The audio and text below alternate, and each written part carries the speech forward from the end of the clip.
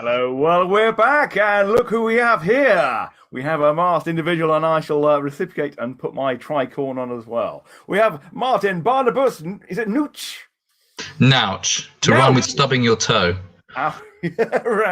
Ouch. Excellent. Well, thank you very much for coming along and dressing for the occasion, quite rightly so. And, thank you, Oliver. You have a really kind of fascinating sort of niche, I suppose, a little world you've carved out, which is ever expanding as far as I can see. And it's the Steam Highwayman adventures, which are available on Amazon. Is that right? Where's the best place to get them from? I think the best place to get them, which I'm gonna try and push in the future, is an independent bookshop. My distribution deal actually allows you to walk into any bookshop and say, "Have you got that Steam Highwayman?" And yes, you'll have to walk in or ring them and ask, and they'll say, "No, but we can get it," and they can. And that's obviously got benefits to your relationship with the bookshop. Ka-ching! Continued business for independence. Ka-ching! And there's a lot of people who ask me that question. Do I have to buy it on Amazon? No, you don't. Yeah. And is that worldwide, Martin? Yeah, worldwide. I'm distributed through gardeners who distribute to all the major bookshops. The company I publish with, one of the advantages, although it's a bit more expensive than some of the other independent publishers, the systems that people are using, the advantage is the reach. So it goes straight in just alongside, I don't know, anybody you care to name, J.K. Rowling, Dan Brown, somebody wants those in their independent bookshop, they type it into the same slot that they type in Martin Barnabas Noutch. Brilliant. Fantastic. Right, now we know where to get them. Let's find out what that was quick, are. Wasn't it? That was pretty near the beginning for a get your copy.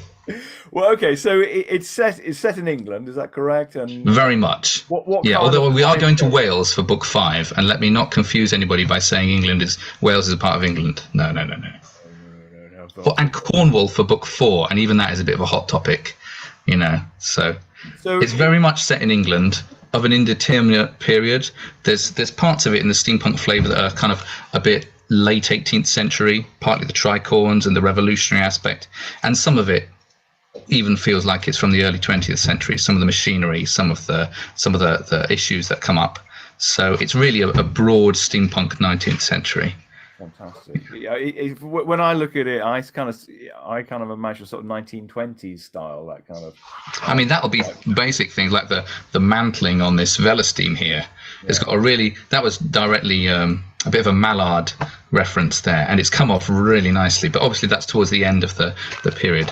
I mean, that's one of the nice things about playing with a fantasy world that still has ties to our world, is you can pick and choose. Yeah. So let's start with your very first Steam Highwayman book. That was 2017. Yeah, I finished it and I kickstarted it through 2017 and published it at the very end of the year. So really, it was available early 2018. Yeah, book 1 is Smog and Ambuscade. And how did it come about, and what's it specifically about? Well, it came about through a combination of different ingredients. I've written about this before on my website. You can get the long version there if you're interested. But martinbarnabasnouch.com. You just have to spell Barnabas and Noutch correctly, which is straightforward, isn't it? But it's essentially a childhood love of game books, like many of the community, except that the ones that I knew best and not quite first were Morris and Thompson's Fabled Lands. And so I've written for a long time. There they are. Dig them out. I was hoping yes, and that's it. Book 2, Cities of Gold and Glory, has a very special place in my heart. That's my text. Yeah. I love it. And that also, it's Dave Morris's work. That one, I'm sure people realise it's got a very English feel. It's got questing knights, woodlands, fields, villages, and with the sprinkling of fantasy over it. He's quite a low fantasy writer, Morris, and I like that. So that's one ingredient. Another ingredient is I was living for a period between about 2008, 2012 in Marlow on the Thames, and just in a very leafy, prosperous part of the world, but with interesting history, and chiefly the countryside, which I loved. And I had a motorbike. So my experience of the countryside was exploring it on motorbike. And when I was looking for a project that I could start and finish, unlike the many novels and different things I tried. I thought, well, if I rip off Morris and Thompson and do a Fabled Land style game book with 800 sections, and I essentially make the main character yourself on a steampunk motorbike. Oh yeah, there's a fantastic piece of alternate history called Pavan by Keith Roberts. You're nodding. I mean, if people haven't read it, they'll read that and they'll think, oh, this is Steam Highwayman done properly. It's got the most beautiful prose, but that's really the kernel of the world as well.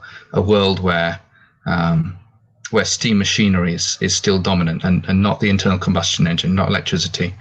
And those sort of four things come together and stew together. I didn't really have a previous knowledge of steampunk. I didn't know that's what I was writing. And when you look around steampunk, mine is a lot sort of low fantasy compared to that as well.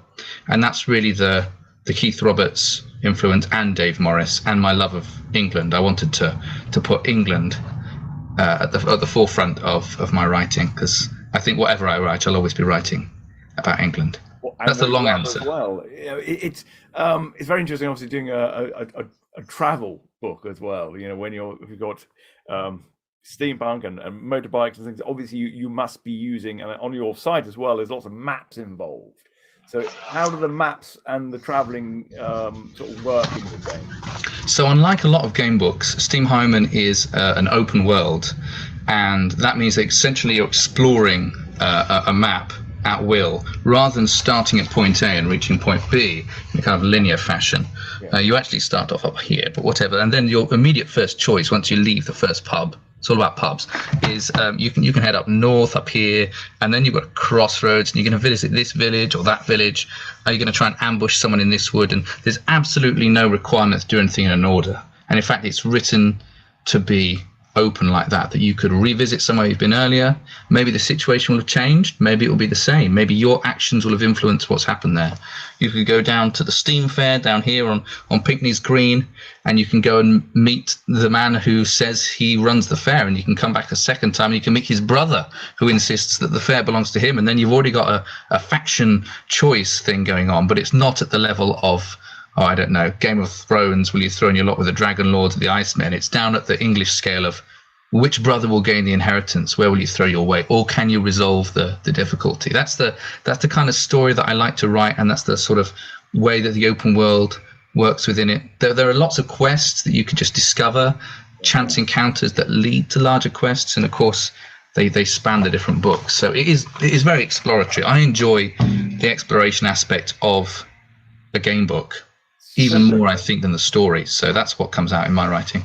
So when you say that it's an open world, are all the books linked together, like Fable Land or things like that? Absolutely. And the maps as well, do they link together? Or are they? Yeah, the maps link together, but they're on slightly different scales. So let me show you this one from. If I take up the internal of Book 2, Highways and Holloways, you've got a map here of Henley and the Thames Valley. So this map abuts the previous book quite directly. You can literally travel off this road here and you'll end up in Marlow in the centre of the other map. Very nice and convenient. But the third book is in London, and London, it covers a much smaller area overall, whereas some of the future projects I'm planning won't be a sort of so much an exploration of an area bounded, by the edge of the page. It will be something more linear. The Great North Road in book 6 is the ultimate one of those. So here you can see a little mini map there. We've got, if I get this flat enough for the camera. Oh, fab. You've got some kind of, down here you've got the books 1 and 2, each a small area. Book 3 is tiny really, it's just central London. Book 4 purports to be all this area of Cornwall and west of Devon, Wales, and the Great North Road. So I'm going to try and play with that a bit. It's hard to get the scale quite right when you're traveling. Yeah. In the first book, particularly when I was starting off, it could feel like there was a lot of going around, and to make that exciting and interesting for the reader as well as for the writer is a challenge. And part to do with that is playing with scale. Sometimes a choice will take you, 100 yards down the road, and another time a choice will take you 50 miles down the same road. Yeah. And that's What part about of making it feel your fresh. game mechanics? So how does that work? Do you have a lot of dice rolling? Is it a dice rolling There's a game? fair amount of dice rolling. It's not the heaviest. It's got 6 vital statistics like everyone has. Mine are ruthlessness, engineering, motoring, ingenuity, nimbleness, and gallantry. Oh, nice. And they've got different kind of values. There's combat, normally a sword duel, but occasionally comes up in other formats. There are skill tests, so it's quite a light solo role-playing experience. It's got a little bit thicker, a little bit heavier as the series has gone on. There's more I've wanted to include in it, but I've never been deeply involved in role-playing groups or role-playing writing previous to this, so I kept it quite shallow, and I think those judgments I'm still kind of making. I have to kind of pin it down for the rest of the series. Yeah, That's good. And talking about the series, it sounds like you've obviously up to number 6 in your head at the moment. Have you got a plan of maybe 10, or are you going to fill up the entire country? no, I don't think so. I think that'd be unrealistic. The 3 that I've written, I've already increased in scale, and I kind of like between 1,200 to 1,500 passages, which is vast for a game book, even a modern game book, which are longer than they used to be. But that's about as many thousand words, 100 to 150,000 words. That project takes me about 4 to 6 months to write in its draft, but about as long again to edit, and if I publish it, as long again to get out.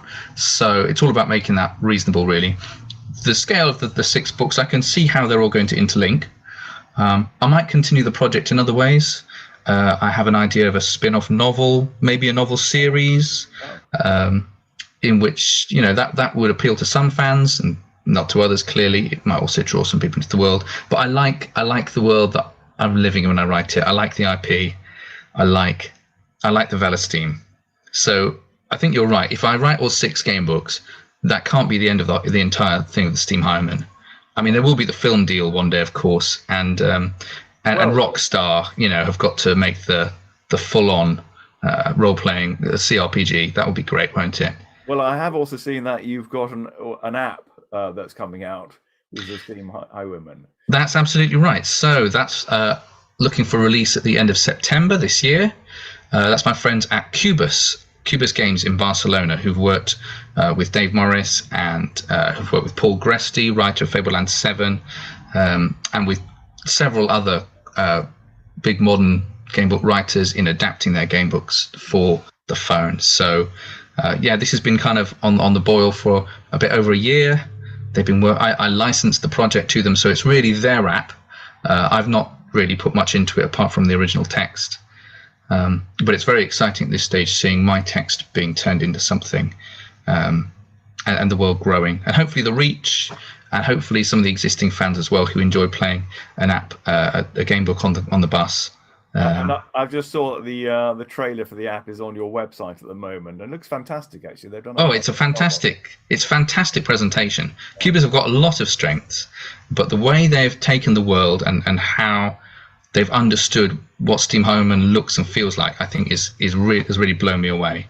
Yeah, I'm very happy with the look and the feel of it, even down to the music. They have an excellent composer who they've worked with before, Ramon Sole, and the moment that I heard his theme for Steam Highwayman, I felt like I was a 9 or 10-year-old boy on a Sunday afternoon, and the TV had just turned on in time, and I was hearing the tune of my favorite Sunday afternoon serial. It was that kind of nostalgic, romantic, and so they hit exactly what I was hoping for on that. It is fantastic. I quite agree. I just wonder if I can actually play it here. I'll just turn this up. I don't know how this is going to come across.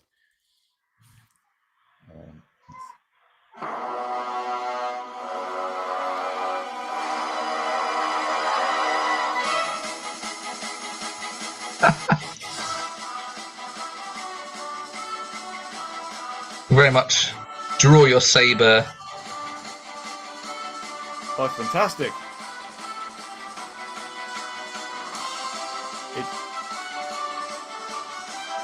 Well, now that's whet your appetite. Gonna have a look at that, everyone. Now This isn't. These books aren't the only thing you've done. You've also written a book about sort of educational or teaching choose your own adventures. Is that right? Or That's absolutely right. Yeah, that's called Write Your Own Adventure, which is about as close to that trademark as I can sail.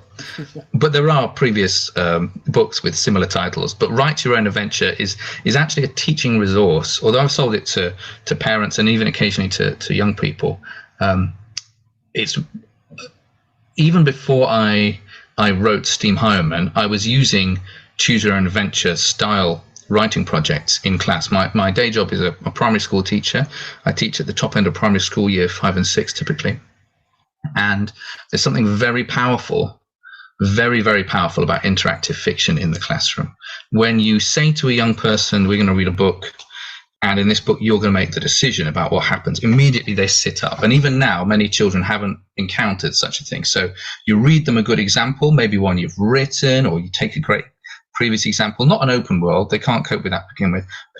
One of the good Choose Your Own Adventures, something mad, You Are a Shark, or The Abominable Snowman's a really good one. They love that one if they've never encountered them. You read them something like that, they make the choices. And even before you say anything, you're going to have 2 of the boys and 2 of the girls. It's great, who are going to say to you, I want to make one of those. You don't have to do any what. And you say, all right then, okay, that's a shame because I totally haven't planned this. And you pull out all your reams of planning. And that's the idea for a non-specialist could pull out my book, photocopy one of the pages and say, you want to write one of these? Well, take this choice map and fill it in. And you can either lead them by the hand and show them what to do. But kids get these very, very quickly. They understand, you give someone an option, the 2 choices go off. They love writing gory deaths. So you got all the Steve Jackson and Ian Livingstone, stuff. It just came out of their childhood stuff, didn't it, really? Children write like that, impaled on a stake, gnawed by a tiger. I've still got my originals. Yeah, and you see, this is where it started. It started because I was so fortunate and blessed to have a teacher who did the same for me. The same time when I was picking up Cities of Golden Glory, the book 2 of Fabled Lands, Mr. Larry, my year 5 and 6 teacher, explicitly taught us how to write Choose Your Own Adventures. My first was The Emerald of Walla Walla, and the whole class were doing them. I worked with my best friend, Jonathan Baker, and I wasn't content with a simple bifurcating story. I'd already seen Fabled Lands. I put in some conditional options. I put in some unique objects you had to find, crammed it all into a page count of about 30 pages. And we went around the class. And this is the other thing. Once you've written it, the young people who try on these projects, they need to share it. The whole point of this text is that you pass it on to someone and you say, there you go. And it's something very competitive at a great level for kids.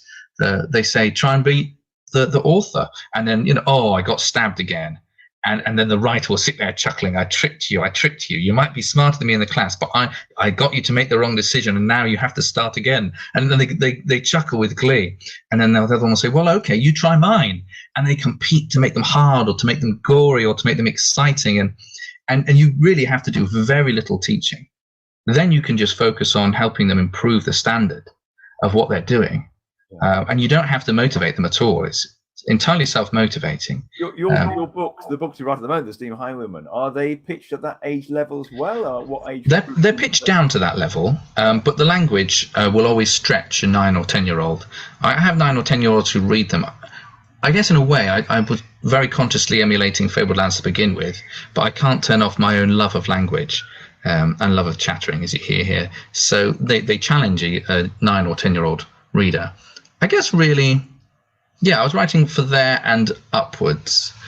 Mostly it's adults who read them, buy them, but I know that they get shared within families and that they're very often bought. One of my favorite sales, particularly at an event, is here I am dressed in all this get up, and I'll do a live reading, give people the options, and then I say, come back to my stall after the reading.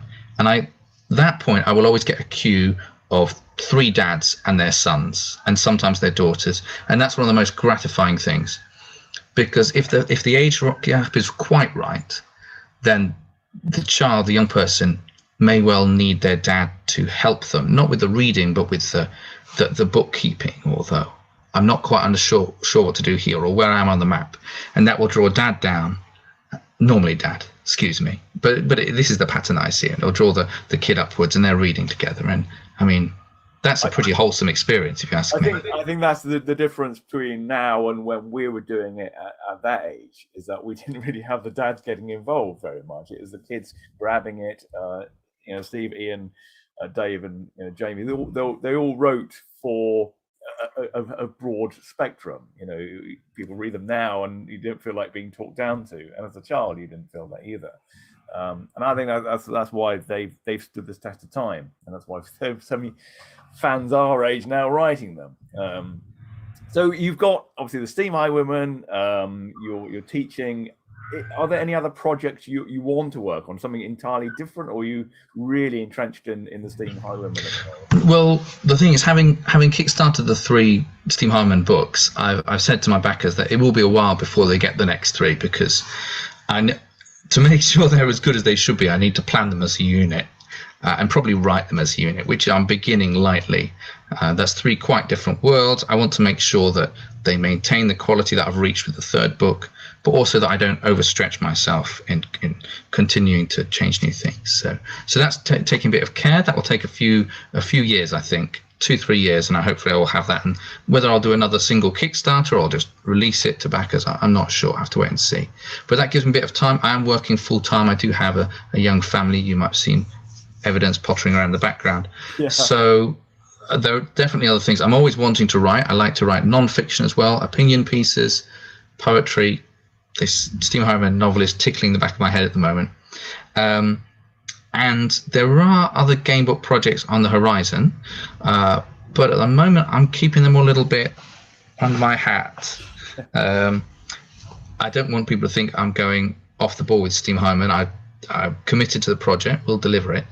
But I also need to keep things fresh for me, like you said. So I'm interested in seeing how I can use what's successful about Steam Highwayman in a different setting, and maybe in a different mode of publication as well. So fantastic. Yeah, people will have to wait and see for that. Well, that's exciting. That's fantastic. Now, if people want to follow you or find out what your future projects are, what is the best way they can stalk you in a... Well, this is where a great brand works for you. MartinBarnabasNouch.com is my website, which I set up some time ago. But if you want to get there, the easiest way is to go to Google or your favored search bar and type in the 2 words, Steam and Highwayman.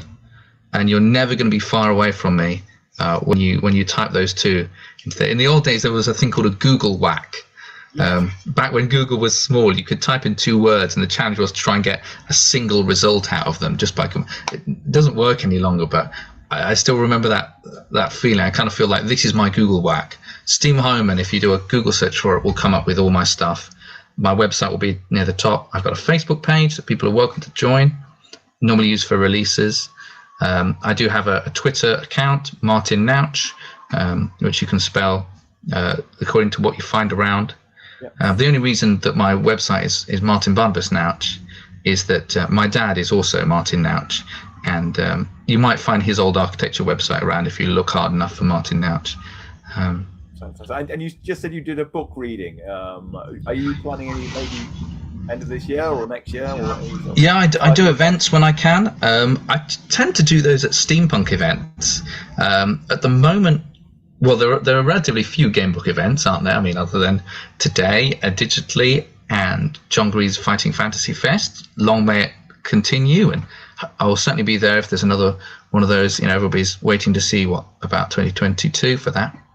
But I tend to be at steampunk events, which are smaller and normally have a completely fresh audience. I can go to those, find people who've never read a game book, never heard of me, and are fascinated by the idea of inhabiting a steampunk world, the steampunk world that perhaps they playfully fantasize about having their own role in. And then here I am saying, yeah, step in, climb aboard the Velas team, and they want to share it with their coglets. So I'll be at Malden, the Great Essex Extraordinaire 4, I think it is, Malden Museum of Power on the 11th of September.